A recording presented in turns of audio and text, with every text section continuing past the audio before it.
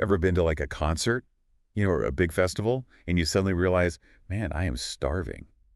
But there's like nowhere to get food. Oh, yeah.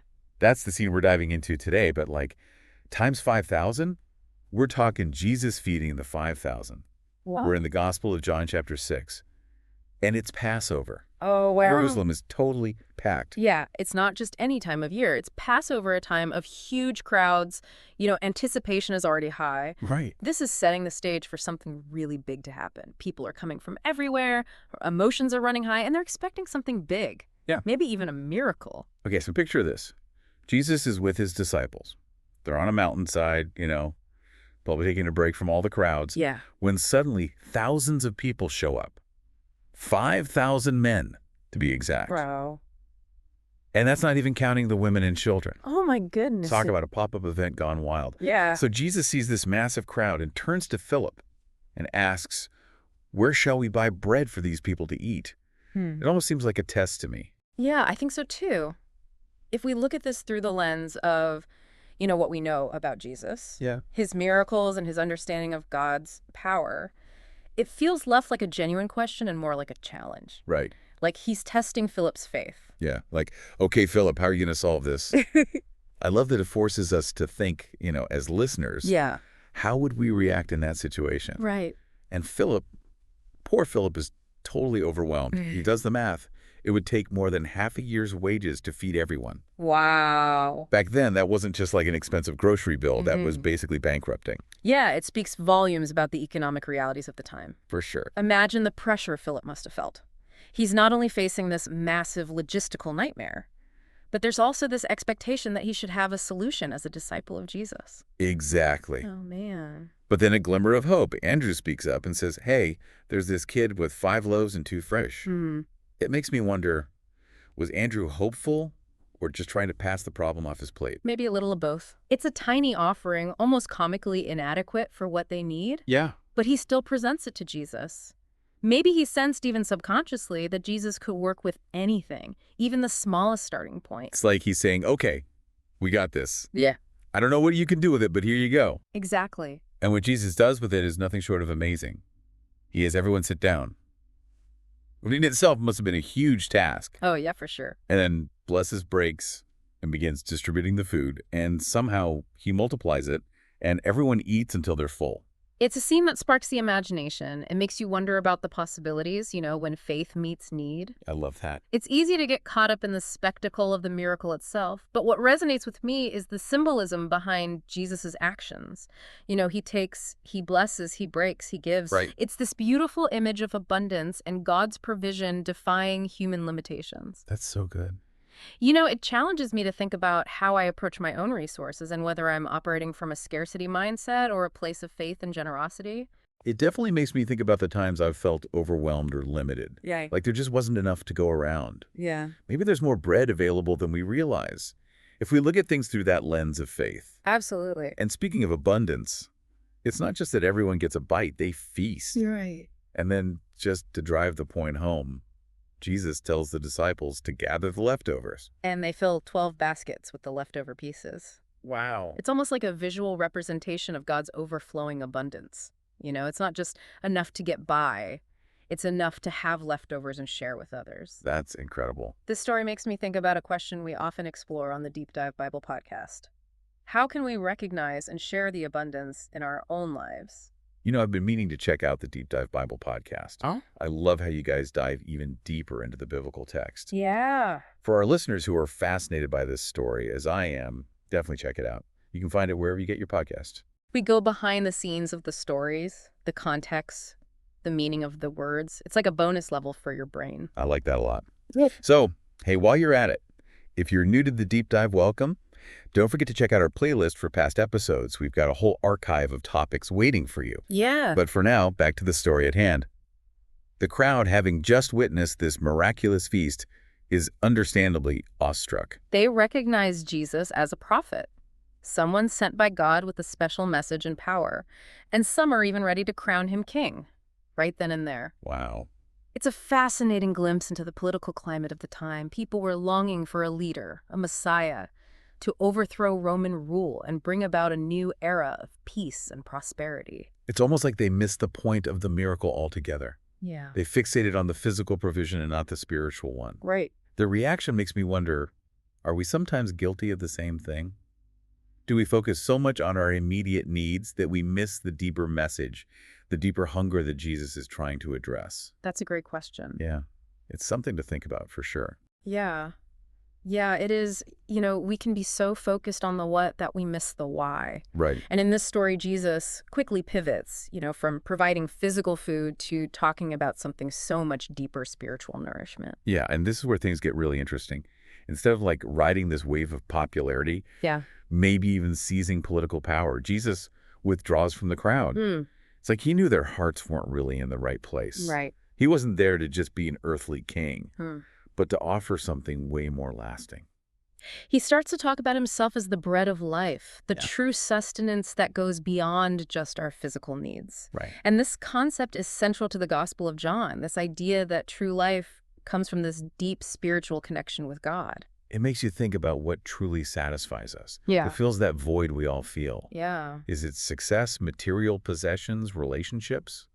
Or is it something deeper, Hmm. a connection to something bigger than ourselves? Yeah. It's a question we all grapple with, isn't it? What is that bread of life for each of us? What sustains us, gives us purpose, makes us feel truly alive. And, as you might expect, not everyone is ready to accept this new teaching. Some people in the crowd, they demand a sign, tangible proof. Right. They reference the manna, the bread that God provided for their ancestors in the wilderness. It's like they're saying, well, Moses gave us free food. What can you do? It's fascinating how they're looking for physical evidence when they just witnessed a miracle. It speaks to our human desire for tangible proof, even when we've seen the extraordinary. For sure. And Jesus doesn't back down from the challenge. He ups the ante and declares that he is the true bread from heaven, sent by God to give life to the world. Wow. It's a bold claim, one that sets him apart from any other prophet or teacher. He's not just claiming to be a messenger, he's claiming to be the source of life itself. Huh. And this is where things start to get really controversial. Jesus goes on to talk about eating his flesh and drinking his blood. Oh, wow. It's imagery that would have been shocking, even repulsive to his audience. Yeah, I can imagine the murmurs in the crowd. It's a bit much to take in even for us today.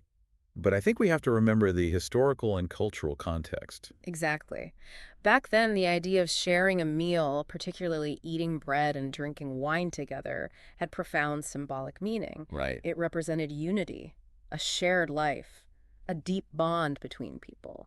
So when Jesus uses this graphic language, he's not being literal. Right. He's using a powerful metaphor to describe the profound intimacy of a relationship with him. Absolutely.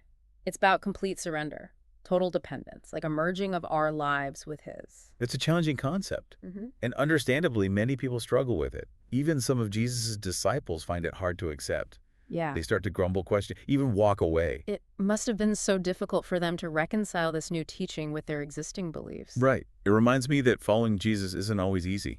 No. It requires a willingness to let go of our preconceived notions, to embrace ideas that might seem paradoxical or even offensive at times. Yeah, it's about trusting that there's a deeper meaning, a deeper truth, even when we don't fully understand it. Yeah, and this is where we see a stark contrast between those who cling to their old ways of thinking Right. and those who are willing to take a leap of faith. Exactly. Jesus, seeing all the doubt and confusion among his followers, turns to them and asks, "You do not want to leave too, do you?" Wow. It's a pivotal moment, Oh. a test of their commitment. Will they stay even when others are walking away? And Peter, always the one to speak as anything. His mind steps up and makes a declaration of faith that has resonated through the centuries. Yeah. He says, Lord, to whom shall we go? You have the words of eternal life. We have come to believe and to know that you are the Holy One of God. It's such a powerful statement of trust and surrender. Peter, despite his own struggles and doubts, recognizes that Jesus is offering something unique, something essential for true life. Yeah. Makes me think, where else can we go for that kind of assurance, that kind of hope, that kind of connection to something bigger than ourselves? It's a question worth pondering. Where are we placing our faith, our hope, our trust? And are those things truly satisfying the deepest longings of our hearts? This conversation reminds me of something we talk about a lot on our other podcast, the Deep Dive Bible podcast. Oh, yeah. We often encounter challenging passages in Scripture, ideas that push us to think differently and wrestle with our own beliefs. Yeah, it's those moments of wrestling, of questioning, that Yeah, can lead to the most profound insights. for sure. We encourage our listeners on the Deep Dive Bible podcast to not shy away from the difficult questions, but to lean into them, to explore them, to allow themselves to be challenged and transformed by the text. It's like taking a deep dive into the depths of our own understanding, Yeah. uncovering hidden treasures of wisdom and insight. Speaking of deep dives, I want to give a shout out to our new listeners who are joining us for the first time here on the Deep Dive. Welcome. Welcome to the journey. Uh, If you enjoy exploring fascinating topics and thought-provoking discussions, you're in the right place. And don't forget to check out our playlist of past episodes. We've covered a vast range of subjects, from the science of happiness to the mysteries of the universe. You're bound to find something that sparks your curiosity. Yes. But for now, let's get back to the story of Jesus and this challenging teaching he's presented. It's far from over. The crowd is divided, the disciples are struggling, and Jesus continues to push them and us to a deeper understanding of what it means to truly follow him. He's not interested in blind faith or superficial acceptance. No? He wants us to grapple with the truth, to wrestle with the hard questions, and to ultimately choose him even when it's difficult, even when it doesn't make sense. Because in that choosing, in that surrendering of our own understanding, we find the true bread of life, the nourishment that sustains us through every season, through every challenge, through every joy. Okay, so we've got a divided crowd, some committed disciples, and a teaching that pushes everyone out of their comfort zone. Yeah. Where do we go from here? So as we wrap up this deep dive into the story of Jesus feeding the 5,000, it's amazing to see how this simple act of providing food launches into these deep theological waters. Yeah, it's almost like a microcosm of Jesus' entire ministry, isn't it? You see his compassion, his power, Yeah. his willingness to challenge people's assumptions, and his unwavering commitment to offer something more than just physical sustenance. We began with what seemed like a logistical nightmare. Thousands of hungry people, limited resources. Yeah. A situation I think many of us can relate to in our own lives, even if on a smaller scale. Right. Yet through Jesus, that scarcity is transformed into abundance. It reminds us that God's economy operates on very different principles than our own. We're often so focused on what we lack. Yeah. But what if we shifted our perspective to see the potential for abundance all around us? It makes me wonder if I'm limiting myself by focusing on what I don't have instead of what I do have. If Jesus could take a few loaves and fish and feed a multitude, what could he do with the resources, however small, that I bring to the table? That's a powerful question to ask ourselves. What are the loaves and fishes in our own lives? What gifts, talents, or resources do we have that seem insignificant on their own, but could be multiplied if we offer them to God? And beyond the physical resources, this story challenges me to think about my own spiritual hunger. Am I feeding myself with things that ultimately leave me empty? Or am I seeking nourishment from the true bread of life that Jesus offers? It's so easy to get caught up in the pursuit of temporary satisfactions, to try to fill that inner void with things that don't last. But Jesus invites us to come to him, to feast at his table, and to receive the kind of nourishment that sustains us through every season of life.